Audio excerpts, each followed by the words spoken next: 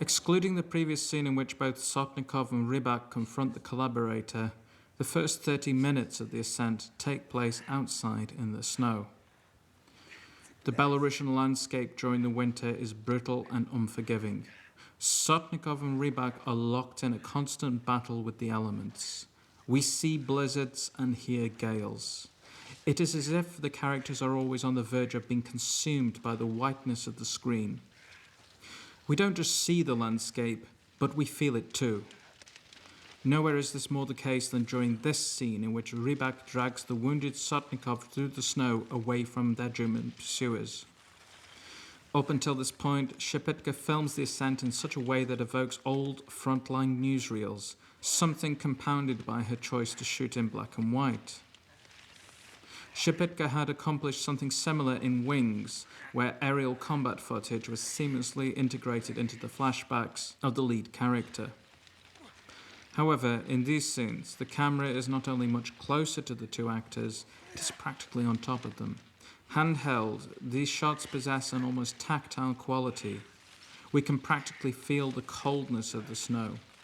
This sequence culminates in a scene where Rybak leaves Sotnikov against a tree trunk.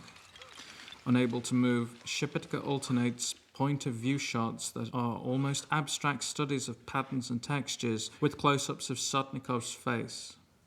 Author Jerry White has compared the visual texture of this sequence to those found in both Tarkovsky's Ivan's Childhood and Mikhail Kalatozov's The Unsent Letter. Indeed, Tarkovsky initially approached the cinematographer of The Unsent Letter, Sergei Urasevsky, to film Ivan's Childhood. On the one hand, it is proof of the relatively formal experimentation that was possible in Soviet cinema during the 60s and 70s. Nevertheless, it was a visual strategy that didn't come without risks, for it could be easily construed as unnecessarily obtuse.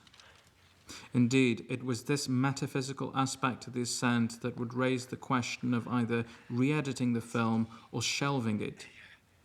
Several commentators have interpreted the shot where we see the branches covered in ice obscuring Sotnikov's face as a crown of thorns. However, the scene is also important for the story because up until this point, Sotnikov has been quite happy to die.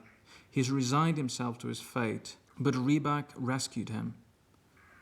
Once again, he appears to be on the brink of accepting death. Shepitko presents this as if he is dissolving into the landscape.